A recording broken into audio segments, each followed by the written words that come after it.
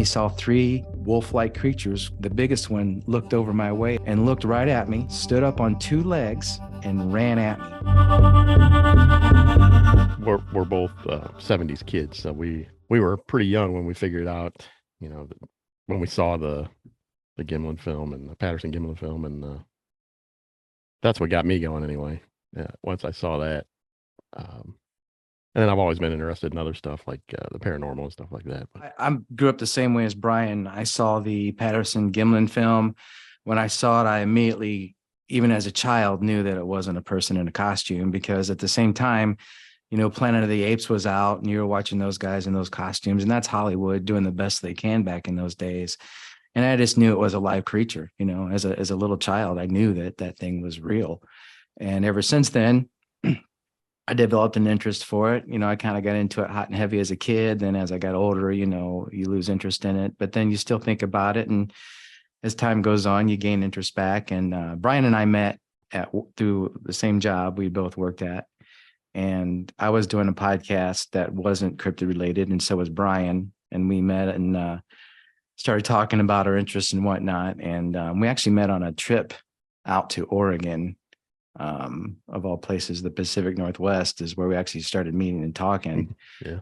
Through at work. We had never really talked to each other at work per se before that, but we both talked about our interest in Bigfoot and cryptids and our podcasting. So I think I brought up the idea one time of, hey, we should get together and do a podcast on Bigfoot and stuff. And eventually down the road, we both decided to do it. And here we are over 2 years later. Yeah. So what have you learned in that period of time of doing all of the shows? What has been some of the more outstanding things? And I guess I should also ask each of you, have you ever seen a Bigfoot? No, we haven't had an encounter ourselves yet, but we're working on it. So what have you learned from all of the shows that you've done? So like if you're saying, I'm more confused now than before we started, if that's what you're asking. We've learned a lot of stuff, but we've also learned things that have made us go, wait a minute. Well, we hear a lot of people saying this, but that doesn't tie into what we think or what we believe. But I can honestly say I'm more confused now about where Bigfoot or these creatures are coming from than I was when I first started. When we first started, we kind of thought, well, they're probably just have been here for a long time and been hidden so well, but we hear some crazy stories. We hear stories up into including aliens are dropping these things off on the planet. People are seeing them crawl out of UFOs or go to UFOs. I don't know. It's hard to grasp. So we've learned a lot. We've heard a lot. We've heard a lot of different things, but I think, like I said, I'm more twisted and turned now than I was before, honestly. So what is your personal belief on these things? What are they? I think they're pretty much flesh and blood creatures. I mean, I think they've been here for a lot longer than we've been here, and I think they're a normal part of our planet, just like we are. I want to say that same thing. And, I always say, we've had Gigantopithecus, where they found jawbones and molar bones of this creature, which was a giant ape creature in Asia. And you have everything on this earth that we know of, from microorganisms up to the largest animals, elephants, whatever, blue whales. And you have men and you have apes and you have monkeys. Why couldn't there be a species like Bigfoot that was kind of mixed between a man and an ape? Why wouldn't there be, of all the things that you think about? The mystical part, the weird part about it is why is it covered up by the government? Why are they so few and far between on sightings? What is the mystery? Why is there such mystery behind these creatures? Is what really throws me off. If it was like, yeah, they're real, no one wants to talk about it, they're out there, they're flesh and blood, they've been here forever, living in caves before us, I get it, no problem. But by the things we've heard, why are they covered up so much? Why is there so much mystery to these things? And that's what pulls me further into, maybe they're more than just that. How do we classify these things? Do we classify them animal? Do we classify them as a human? And then when we get into the humanness of them, then where do we put them as to, their place on the planet and their place in, human rights and all of that. And that gets complicated. And I'd really never thought of it from that point of view before, but I could see the complications that could really set forth in something like that. What's your thoughts on that? Wow. Yeah, that is opening a whole nother can of worms there. And that may be part of the reason why they're trying to keep these under wraps, why they don't want science to classify them per se as a another form of human on this planet. Plus, they can't pay taxes. I mean, they have jobs. So Maybe that's why they're staying hidden. They maybe don't want that's to pay why. taxes. Yeah, they don't want to pay taxes. Yet another reason. Yeah, that's probably why. I mean, the government can't get anything out of them, so why would they, bring them into? I think whatever it was that put us on this earth, or putting them there too, or put them there too, God, whatever you believe, the great creator, whatever, somehow we got here, and I think they are at least half human. I think these things, they speak a language, they talk to each other in a language, they communicate. And anything that does that has a little bit more superior intelligence in my mind. And we're a mammal on this earth. We're a creature on this earth, just like everything else, if you want to classify it that way. We're classified as humans because of our DNA, because we walk on how we walk, how we act, how we speak, so we classify it ourselves as that. But if these things can do the same thing, the fact that the difference is they live in the woods and caves or wherever, they're obviously more primitive than we are. But I kind of look at them as that's what people call cavemen. These are cavemen that are still around. But I think they, they are part human, and they shouldn't be hunted or killed, and they probably they see that. definitely should be protected for sure. Yeah. And they see the crazy things that we do as humans, and they don't want any part of it, I'm sure, so that animalistic part of them keeps them in the woods and keeps them separated. So it's hard to look at, I guess they're more animal than human because of their nature and where they're at, where they live, how they act, but yet I think they do have some human in them, or some sort of that nature, because they can speak to each other and they walk on two legs, and they use tools, I think, possibly. So what do you think about the Sierra sounds? I mean, those are complicated language. And I did an interview with Scott Nelson, and who's analyzed those, and he heard a lot of language and communication that was very much like humans do. What do you think of those?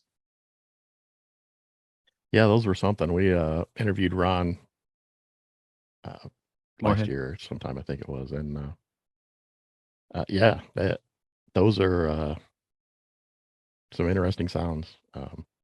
I agree. Just like Todd said, they speak a language. I mean, maybe it's not something that we can understand, but they do. And a lot of that, it sounded very human. Yeah, I think the way Scott put it, to really understand what they're saying, to know, you'd have to be in context with their world. You have to see them and see how they're using that language. That's how we understand language.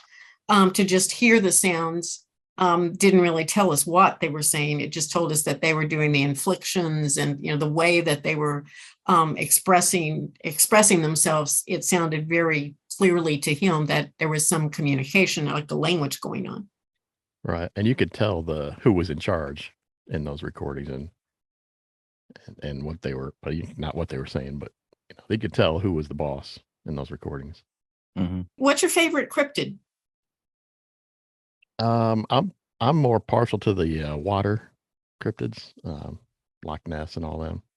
I think it exists. I think it's there. I think it's just a dinosaur that's survived, throughout the centuries. And I think Loch Ness is just so deep and cold and dark. I think there's, there are tunnels in there. They can get out into the ocean.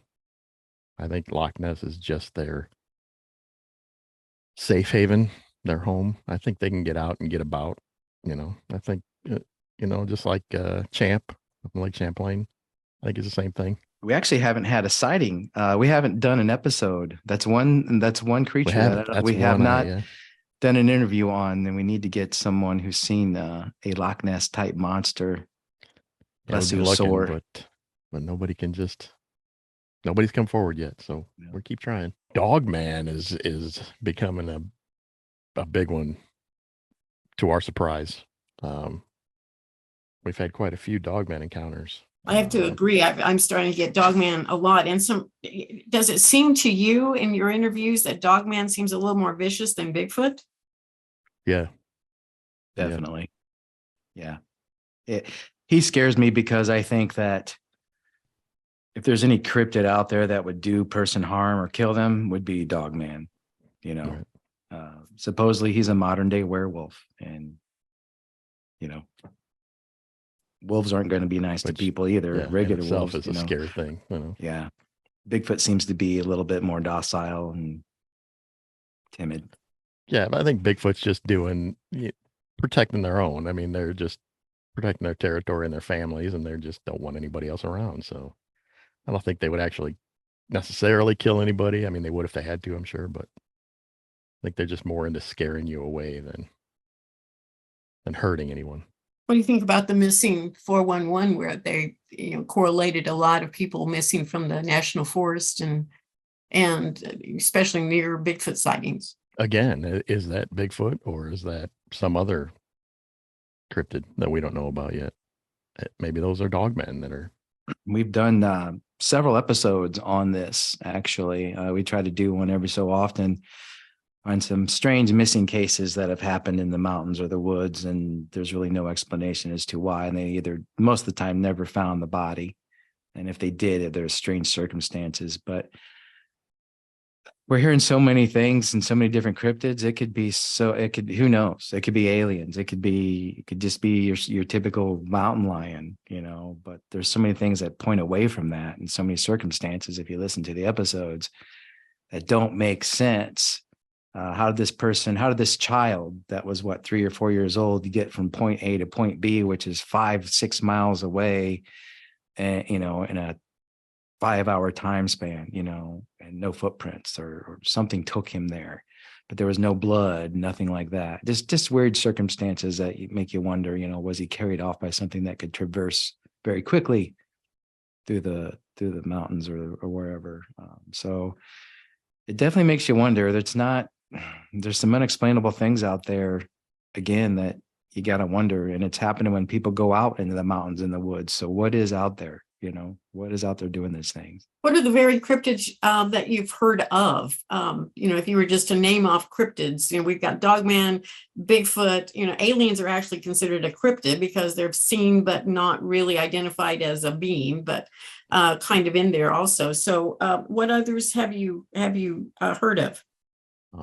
Jersey Devil, Mothman, the usual. But Skinwalker. Let's see. We've had like a sheep squatch kind of creature. Yeah. We've had the Dover demon, which is like a little alien, weird, strange creature. We've had glowing running men. The reptilian. Yeah, reptilian. Mm-hmm. One of the more popular ones right now is the Skinwalker. You mentioned that. Yeah. What do you know about Skinwalker?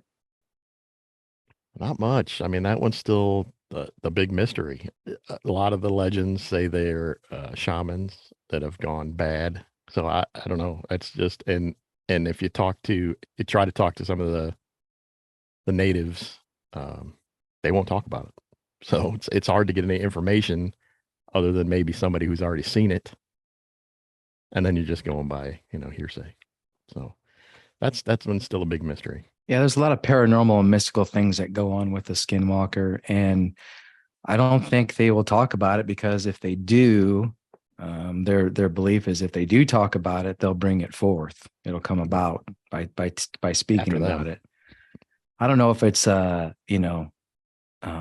Indians that have passed away or shaman that have passed on, like Brian said, that become these entities that can turn into different things, different forms.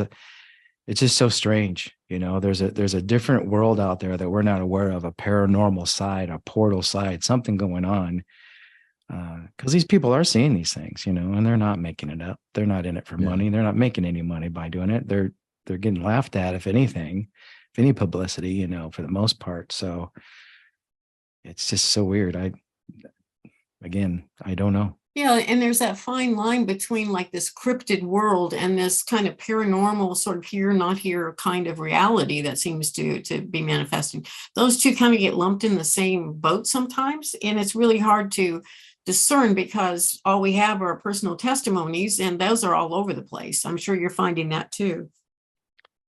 Yeah, it's hard to when you talk to somebody, because you know how it is. If you see something that you don't really know what it is, I mean, you can misremember things when you're retelling a story, you know what I mean? Or you can make it more fantastic or whatever. But for the most part, I think they remember pretty well what they saw. Yeah, they describe everything similar. Like if you talk about a Bigfoot or a dog man, we hear similar things. Like on the dog man, we always hear it had raccoon hands, which is creepy in itself. But bigger. So even though if you see something for a first time that's different, that's unknown, that you're unaware of, it's going to be hard to identify, first of all. Like Brian said, you don't know what you're looking at, and you can misinterpret things. Well, it had horns, it had a tail, but it really didn't. It's something you just never seen before. So you're trying to take it all in, and you're like, what the heck is going on? So yeah, it can throw people off in that manner, I think. But with the Bigfoot or the dog man, what we're hearing is I think more accurate reports because there's more of them, and they're saying the same things. That's what keys me into to these sightings, why I believe what these people are saying, the little tiny things that they're mentioning that we pick up on that are very similar or the same in everyone we hear. So that's what kind of brings it forward for me anyway, and makes me really feel confident. So give me some examples of that. What are the descriptions you're hearing that are repeating in like form from interviewer to interview? Well, for example, on the dog man, like I said, the raccoon hands.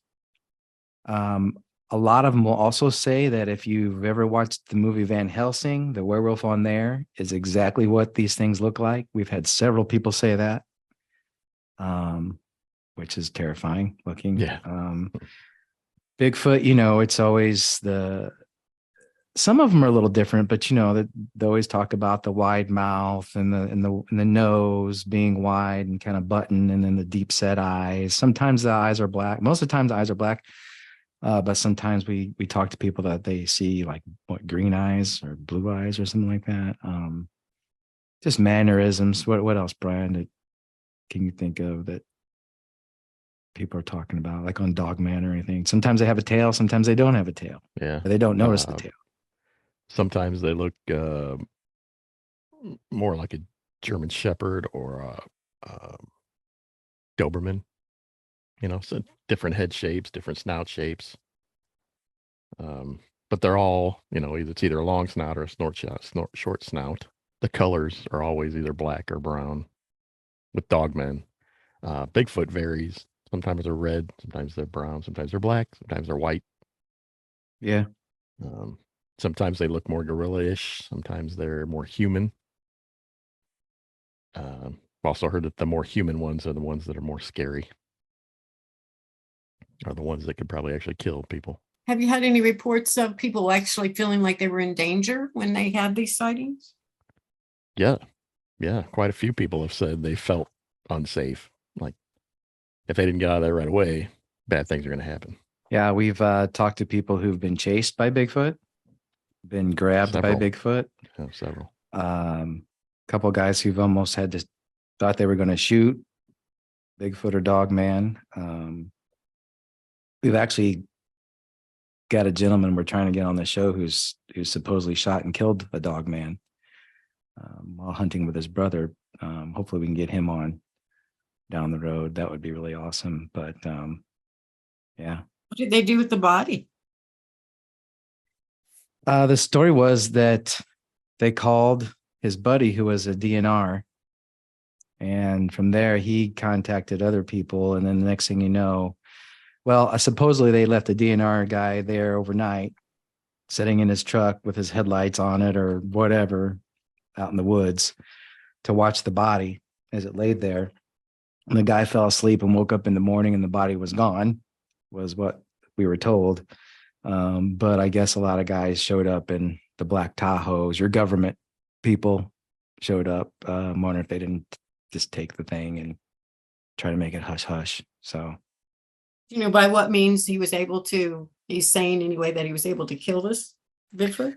the story was him and his brother were hunting. This is in Ohio. And his brother was about 50 yards away, kind of just down the ridge there. And he said, I'm sitting on a tree stump, basically, kind of around a set of pine trees. And I hear fire shots, 3, 4, 5 shots going off in a row. And it's my brother shooting at something. I'm like, what is he, why is he trying to unload on this deer? And he comes around the corner and he sees a dog-like creature. He said it looked like Van Helsing creature standing on 2 legs, right at his brother, swooping, trying to like swipe at him with his raccoon hands. He said, I put my 308 rifle up and I shot, and he goes, I hit it in the shoulder and it kind of just, didn't really do anything. He goes, so I fired again and I hit it right in the temple and just dropped it right there. And it actually had scratched his brother. His brother was wearing Carhartts, and actually it scratched through the Carhartts and put a scratch, I guess, on his shirt on the inside. His brother was terrified, wouldn't talk about it after that, but they shot and killed it. And he knew a DNR guy, and he's like, we didn't know what it was, what to do. He said, my brother was sitting there and he's looking down the lane about 100 yards away, maybe 60 yards away or something. I don't know. And he saw 3 wolf-like creatures walk on 4 legs out of the bush. And he said they stopped, and the biggest one looked over my way and stuck its head up and smelled and looked right at me, stood up on 2 legs and ran at me. And that's when he started firing at it. He shot this thing like 4 or 5 times in the body, and it didn't drop it. What killed it was shooting it in the head, with his brother shooting in the head. And he doesn't like talking about it. I've talked to him on the phone about it. He's told me the story, and he was on another podcast or a YouTube channel a while back, but it's really hard to get him to commit. He just doesn't like talking. He doesn't think people believe him, for one. And it's just terrifying, to think about that happening, Yeah, can imagine. So this was a dogman type of cryptid. Yep. Wow. He said, if you look up the movie Van Helsing werewolf, if you Google Van Helsing werewolf on Google or whatever, that creature that you see is exactly what it looked like, with raccoon hands. It would be a scary moment. Yeah. Can you imagine those things exist out there? I mean, just think about that. You're going out trekking around. Me and Brian are going out looking for Bigfoot one day, and we see something like that. I mean, what happens to you? Yeah. What do you do? Even if you survive and get home, what's that do to you mentally? Kind of brings the missing 411 back into the picture. You wonder if you even would have a chance in the world, to survive that. I mean, sounds like this guy was a pretty lucky guy to get through it at all. Yeah, he said had he had not had his rifle, he didn't think, and had that lucky shot, he didn't think that they would be able to stop it. So just shooting it in the head, the body, did it deflect the bullets, or did it, it just didn't have an impact? I think he said it. They saw the holes in it. It just didn't either penetrate deep enough, or this thing was so jacked up on adrenaline, it wasn't going to kill it right then and there. It was going to take a little bit before it dropped it, before it realized it couldn't breathe or whatever, is bleeding internally, whatever. I think that's probably what happened, because his brother had shot it, shot at it several times and hit it several times in the body, supposedly. So I forget what kind of gun he had, But apparently it wasn't big enough. And they'll tell you that too. We'll talk to guys and they'll tell us on the show,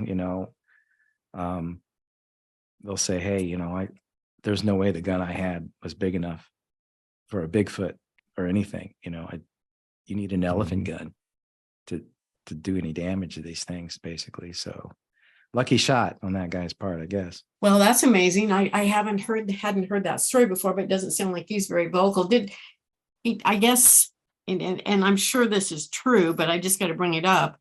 He didn't consider maybe getting something that would be DNA related while he had a body there. That's a question we ask everybody, and nobody ever. I mean, just don't. That's not something you think about at that moment. When you're in the middle of it, you just don't. I mean, it's just not the first thing in your mind. Like, I can pull my phone out and take a picture of this, or I don't know, snip a little hair off or something. It's just. Well, you're just glad to be alive. You just. He told me this was back when I don't think they had cell phones or cell phones with cameras. And he told me his DNR buddy took several pictures with his, camera, whatever. And, he talked about, he said several months later, he goes, I got a hold of my buddy. Once, my brother was kind of back to normal a little bit. And he goes, I decided to get a hold of my buddy and see if I could get those pictures. And my buddy's like, I don't know what you're talking about. What pictures? So, and then there's that. Kind of erase it from all known possibilities of finding out anything's there. Do you have any other stories that haven't come to the light of day, that you haven't been able to get out into the public? Because I do know people would be reluctant to for multiple reasons, probably to come forward with a story like that. Well, we've heard a lot of stuff. Brian, can anything come to your mind that you can think of that we should repeat? I mean, anyway, everything we've heard is public knowledge. I mean, it's out there. Well, we've heard a couple of things that we've heard a lot of things that supposedly the government knows. Stories about the government. Yeah, but we probably shouldn't. Yeah, we're not gonna say that. I mean, it's hearsay. Right. It could have been made up, but it just has to do with the government and how they cover up things and what they know. And I mean, the person that told us all this is pretty convincing, but you never know.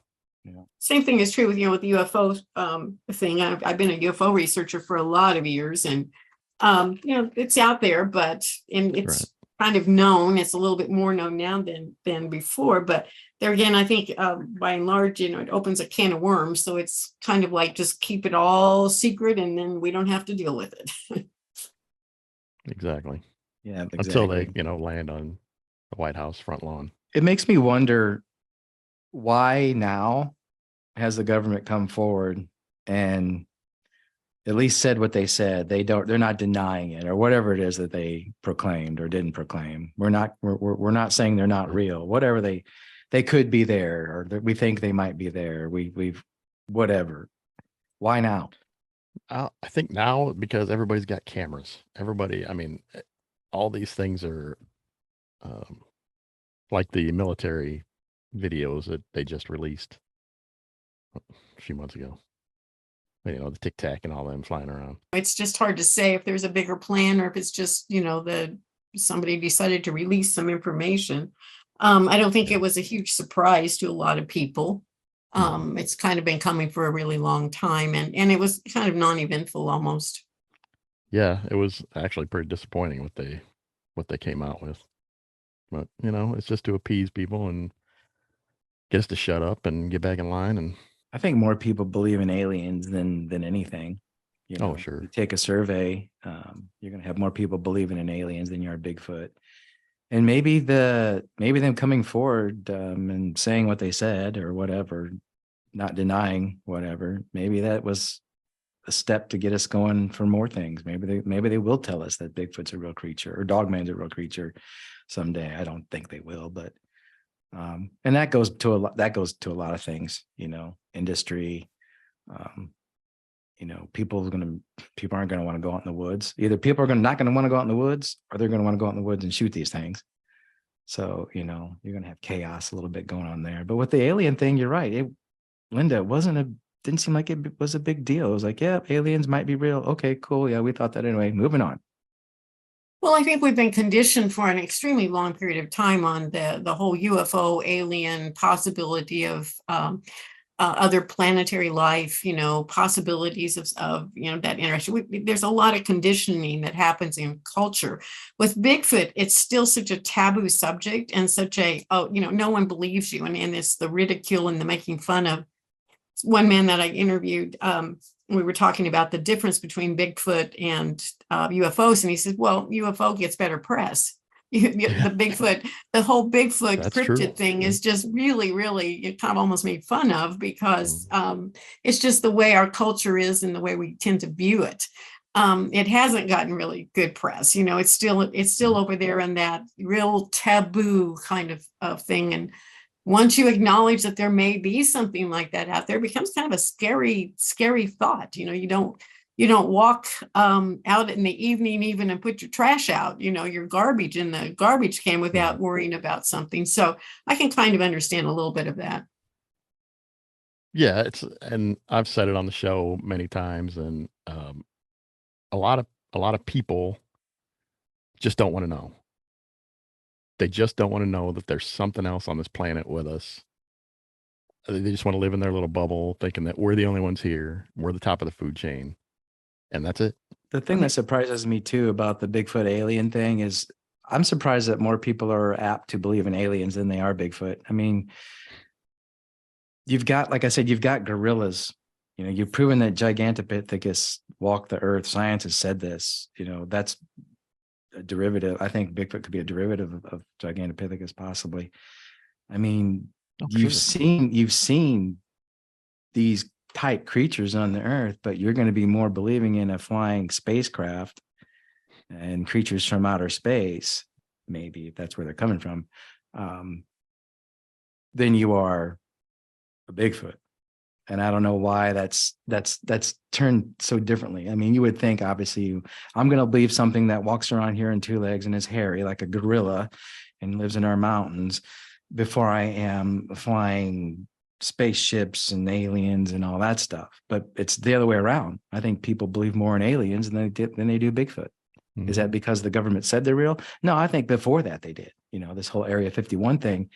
But we've shown so many pictures and so many different footprints of Bigfoot. We've done so much research. Brian and I alone have interviewed so many people who've talked about and seen Bigfoot, but yet it's still not, noticed as much as UFO. And that just kind of surprises me a little bit. That fact right there, just weird to me. I think so. And, I think in part, just having been a UFO researcher since, the 90s, I think the whole UFO phenomena went into that major world of research that was physical at the beginning, a lot of physical research of, the scientific community.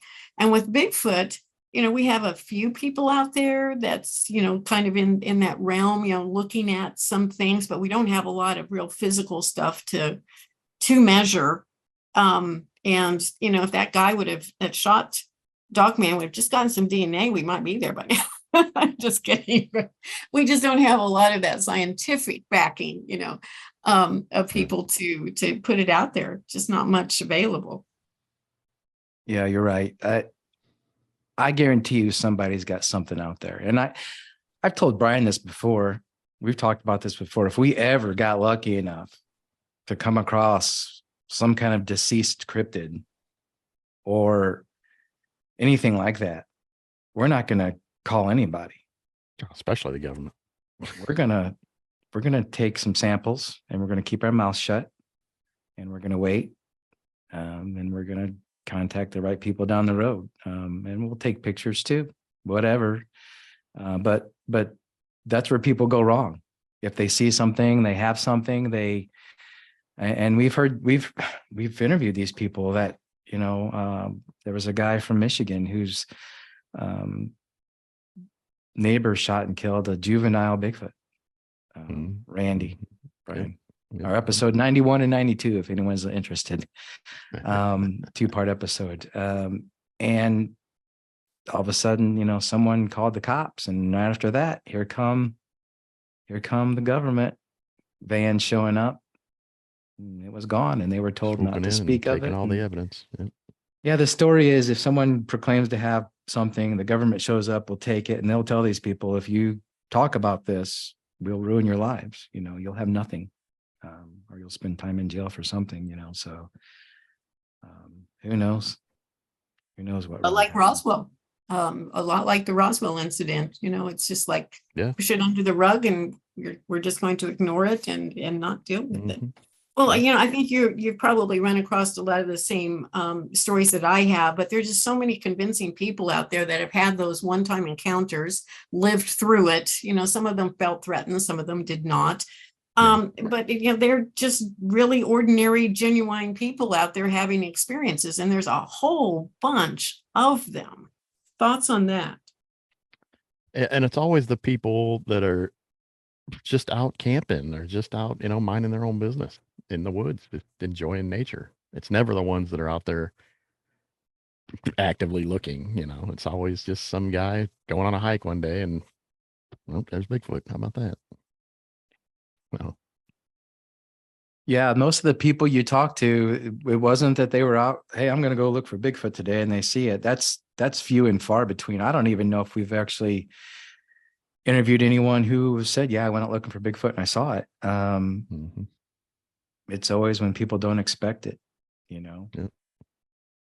What do you think about these families that talk about Bigfoot habitually living on their property and they kind of have this coexistence with them? Have you talked to any of those people? We have talked to a few of them. Yeah, several, Mhm. definitely several of them. And to them, it's like sometimes it's almost like a normal thing for them. You know, we talk about, do you not believe in Bigfoot? Do you not want to believe in Bigfoot? There's people that live in this country that have interaction or have some kind of dealing with Bigfoot on a regular basis, and they probably grew up with it that way and don't think much about it. They, you know, a lot of the southern states will have, you know, the Appalachian areas where they live side by side, and it's common for people. They believe it. They know they're there. They don't mess with them. They don't mess with the people, but it's just normal. And they grew up that way and they don't think much about it. To them, it's really not a big deal. They may have seen it a couple of times. Who knows? You know, some people like us, researchers and stuff, you know, we die to see one, you know, please, this is my lifetime. Let me see a Bigfoot. And to these guys, it's just normal, normal activity. And it's very common. We've interviewed a lot of different people who have Bigfoot activity, families they believe on their property that they gift back and forth with and do all kinds of different things. So it's kind of more common than I think we realize. Heard a lot of stories about gifting food that can get a little dangerous because they get accustomed to being gifted this food. And then if you stop or even slow down, they can get a little upset because they become kind of dependent. Right. The ones that we talked to that have had, that have the families living on their properties, don't normally do the food. They just do like trinkets, toys, stuff like that. One person I interviewed that is kind of taken the Jane Goodall approach, trying to create a relationship with these creatures, a trust bond of some sort. What are your thoughts on that? I don't think that's a good idea either. I mean, if they're living on your property, that's one thing. You'll have a mutual, eventually you'll build up a mutual trust, but they're not going to come and hang out on your porch and, you know, and talk. They're still wild animals. Just like a bear. You're not going to try and make friends with a bear. Good. Yeah, a bear's going to do what a bear's going to do eventually. Eventually, they're going to break in your house and tear up all Right. your stuff and get to your food. And yeah, So I think, you know, I think Bigfoot's the same way. Just do, you know, just go about your business. Just let them live. You live. Don't try and make any more out of it than it is. What do you think about mind speak? A lot of people talk about having this kind of weird communication with them. well, now you're getting into the woo part of Yeah. Bigfoot, which Yeah. kind of takes on another realm. mind speak, cloaking, going in and out of portals. I don't know. People always talk about when they have encounters, they always say, I felt like I was being watched. And more so than like, if you're just walking down a trail and there's a person there watching you, more so than that, something else. And I don't know if that's part of it. People have said that Bigfoot has spoken to them through their mind and said different things to them, like, don't worry, I'm not going to hurt you, or blah, blah, blah. Again, this goes to where I said before, I don't know. I'm more confused now than I was when I started. Never heard of mind speak. Never really heard of cloaking, where they seem to just disappear out of the middle of nowhere, vanish, or like the Predator movies, that kind of thing. Are they brought here by aliens? Are they aliens themselves? I guess it's possible. Like I said, several people have talked about that. Not everyone, but several. So it's very possible that they could relate some kind of information to us without screaming or yelling or whatever it is they do. Yeah, someone said the other day that a person that didn't have any connection with Bigfoot was driving down the road and saw a Bigfoot walking across the road in front of them. And they said, as if that wasn't odd enough, they could only see the top half of the Bigfoot. The bottom half was completely transparent. There was no visible view of that. And that takes me back to, how much do you think that the experiencer contributes to the actual experience they're having? Yeah, 'cause again, if you see something you've never seen before, that's very big, very odd, very strange, very unlikely, it's going to be hard for you to remember or grasp everything that you've seen, because you're just confused, for one. You're not trying to focus on, let's say, unfortunately, you're in a gas station and it gets robbed and you're in the back. You're gonna be able to remember what that guy looked like. He had on a black hood, blah, blah, blah, blah. Because it's kind of normal to see a person, right? Unfortunately, robbing a place isn't what you want to see, but you're going to try to remember those attributes about that person. But when you see something like a Bigfoot that catches you way off guard, that you never expected to see, that you're going, is this a person in a costume? Am I dreaming? Your whole mind just changes, and you trying to recall and remember everything in detail could offset now. But for him to say that the bottom half was unseen, that's pretty unique. And I would tend to believe that if that's what he's saying, because we have heard of this cloaking thing.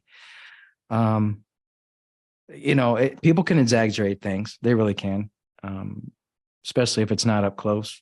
But it's hard to say. Maybe he just was focusing on the top part of it and didn't remember looking at the bottom half of this creature, or a lot of things can go on when you see something like that you didn't realize was real. Someone said there is the capacity, and I think I've read enough about this, it's probably true, to be able to create something that literally you can, it gives the impression anyway that you can see through, or, it seems to be transparent. Have you heard about that? Maybe their fur or the hair. Maybe it's a evolutionary advancement in them, more like kind of like camouflage. More so than being paranormal or supernatural or anything like that. Their hair would be like, some of their hair would be like translucent. So it could, at a certain angle, catch the light and it kind of blends in with its surroundings. You know what I mean? Kind of like a reflection or something, where it's able to absorb it.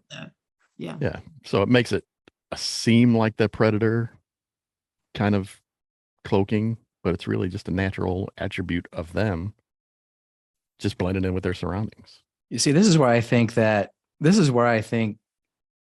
government is covering these things up, because if there wasn't any weirdness to these things, like people see footprints, then they just stop out of the middle of nowhere.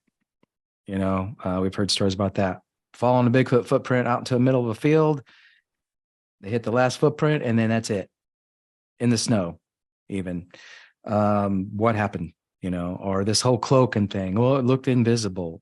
We had a lady talk about one that jumped out of a tree that was cloaked. She could see the outline of it, the shape of it, like the movie Predator. But you couldn't see the creature itself, just the blurriness. And that's what makes this weird.